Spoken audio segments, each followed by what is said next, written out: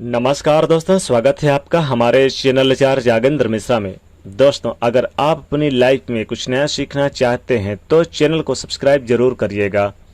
30 अगस्त कृष्ण जन्माष्टमी, गाय को खिला दें ये छोटी सी एक चीज, हाथों हाथ होगी सभी मनोकामना पूरी और रोडपति भी करोड़पति बन जाते हैं।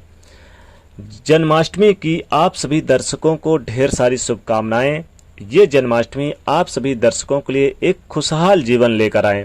भगवान श्री कृष्ण जी की असीम कृपा हमारे सभी दर्शकों पर पड़े। भगवान श्री कृष्ण के जन्मोत्सव के रूप में जन्माष्टमी मनाई जाती है और इस बार यह जन्माष्टमी 30 अगस्त को मनाई जा रही है। भगवान जो हैं श्री कृष्ण मुरारी, वो भाद्र पद मास के कृष्ण पक्ष की अष्टमी तिथि में रोहिणी वृषभ लग्न में जन्म लिए थे और इस बार 30 अगस्त को रोहिणी नक्षत्र और हर्षण योग बना हुआ है और भगवान श्री कृष्ण जी का जन्मोत्सव बड़े धूमधाम से मनाई जाएगी। चूंकि इस दिन महासंयोग भी बना हुआ है, कई सारे दुर्लभ शुभ संयोग भी बने हुए हैं क्योंकि रोहिणी नक्षत्र अष्टमी का महासंयोग सारा दिन रहेगा और इसे जयंती योग भी कहते हैं। द्वापर युग में जब भगवान श्री कृष्ण जी का जन्म हुआ था तब भी जयंती योग पड़ा था। तो जिस तरह से श्रावण माह में भगवान शिव जी की भक्ति होती है, उसी तरह से भाद्रपद मास में भगवान श्री कृष्ण जी की आराधना करने का भी विशेष विधान है। और जो व्रत रखना चाहते हैं वो पूरा दिन व्रत रखेंगे और रात्रि 12 बजे तक आपको व्रत रखना है। वैसे आप नहीं रह सकते तो लिक्विड वगैरह ले सकते हैं। तो रात के 12 बजे वैसे शुभ मुहूर्त भी इसी समय का है। तो ठीक 12 बजे आप भगवान श्री कृष्ण जी का जन्म करवाइए।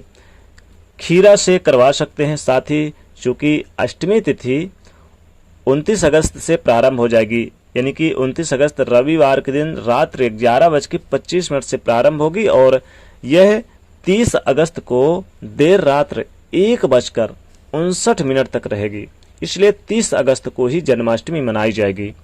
चूंकि उदया तिथि के हिसाब से और बहुत अच्छा समय भी है क्योंकि पूरा का पूरा दिन अष्टमी तिथि में रहेगी और जब आप व्रत का पारण करेंगे तो रोहिणी नक्षत्र समाप्त होने के बाद ही आपको करना है।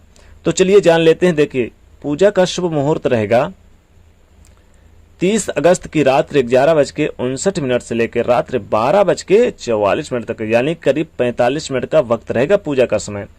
तो भगवान श्री कृष्ण जी का जन्म चूंकि रोहिणी नक्षत्र में हुआ था और इस बार रोहिणी नक्षत्र हर्षण योग बना हुआ है तो इस दिन का विशेष महत्व बन जाता है। द्वापर युग में जब भगवान श्री कृष्ण जी का जन्म हुआ था तब भी जयंती योग था और अब भी जयंती योग ही बन रहा है।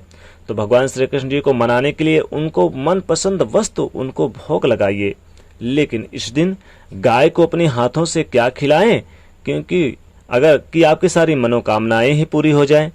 क्योंकि भगवान श्री कृष्ण कान्हा जी को गाय बहुत पसंद है। वो एक ग्वाला थे।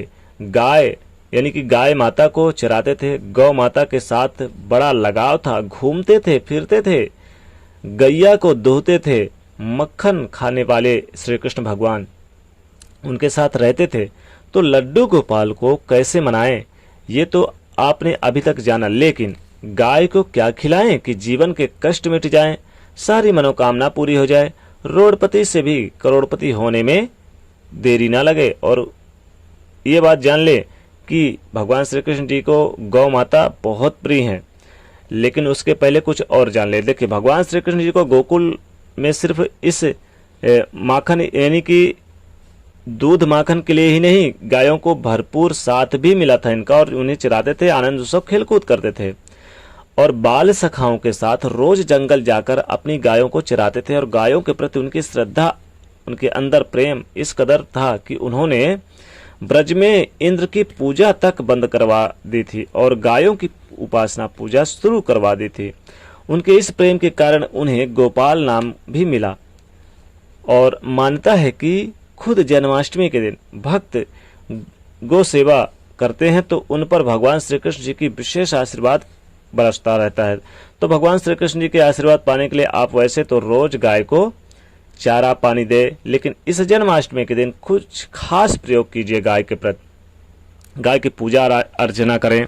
जन्माष्टमी के दिन गाय को आप चाहें तो आप उन्हें उनके माथे पर पीले चंदन अर्पित करें, पुष्प अर्पित करें, क्योंकि गाय में 33 करोड़ देवी देवताओं का वास होता है।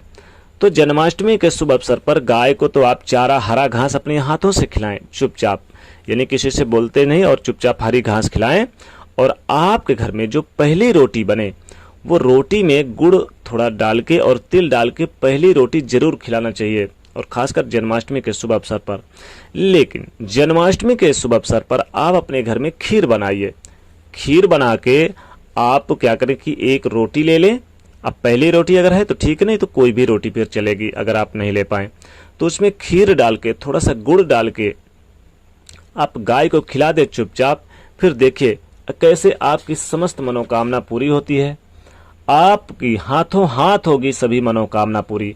लेकिन गाय को खिलाते समय ये एक छोटी सी चीज, आप अपनी मनोकामना जरूर बोलें और भगवान श्री कृष्ण जी का यानी कि स्मरण करें, फिर आप उसी समय खिलाएं। और खिलाने के बाद आप 3 बार गाय की परिक्रमा करें या 11 बार, और फिर उनके पैर यानी जो आगे के पैर दाहिने पैर होते हैं आगे के, उसे अपने मस्तक पर यानी कि स्पर्श करें, या फिर चरण स्पर्श करें, या उनके धूल नीचे पैरों की धूल को स्पर्श करें।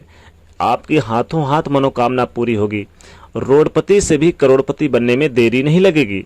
तो आप चाहते हैं कि आप जल्द से जल्द धन की प्राप्ति हो, आपकी सारी मनोकामना पूरी हो, तो कृष्ण जन्माष्टमी के शुभ अवसर पर गाय को ये चीज जरूर खिला दें। वैसे तो गाय को इस दिन आप खीर तो खिलाएंगे ही, रोटी तो खिलाएंगे ही, लेकिन गाय को इस दिन अगर आप गुड़ और तिल से बने लड्डू, गुड़ तिल घी से बने लड्डू अगर खिला दे तो जीवन के समस्त कष्ट मिटते हैं, धन धान में बरकत होती है, गरीबी आपके घर का रास्ता भूल जाती है। गौ माता की इस दिन पूजा अर्चना करना चाहिए। सुबह शाम दीपक एक जलाना चाहिए, उनके गौशाला में दीपक जलाएं। गाय कुछ दिन अपने घर के दरवाजे से मत भगाइए। अगर आपके घर के दरवाजे पर आ जाती है तो गाय की पूजा अर्चना करके उन्हें कुछ खिला पिला के ही आप भेजिएगा। गाय का आशीर्वाद जन्माष्टमी के दिन जरूर लेना चाहिए, ताकि भगवान श्री कृष्ण जी की कृपा सदैव आपके ऊपर बरसती रहे। इस दिन अगर गाय के दूध से भगवान श्री कृष्ण जी का भोग लगाया जाए तो कहते हैं कि भगवान श्री कृष्ण अति शीघ्र प्रसन्न होते हैं, जीवन में अनेकों प्रकार के धन संपदा लाभ देते हैं, आपकी संतान की प्राप्ति पूरी होती है अगर भगवान श्री कृष्ण जी की पूजा आराधना करते हैं और गौ माता की सेवा करते हैं इस दिन। तो आप भगवान श्री कृष्ण जी को जन्माष्टमी के शुभ अवसर पर गाय को भी कुछ चीजें खिला दें, ये चीजें, और आप भी स्वयं इस दिन यानी कि खीर का सेवन करें, खीर का भोग जरूर लगाएं भगवान श्री कृष्ण जी को। तो दोस्तों इस बार की जन्माष्टमी के शुभ अवसर पर ये गाय को यानी कि छोटा सा प्रयोग जरूर करें गाय का, ताकि आपको लाभ मिले। तो दोस्तों जाते तो वीडियो को लाइक जरूर करें, नहीं तो चैनल को सब्सक्राइब करें, उसे शेयर करिए। जय श्री कृष्ण।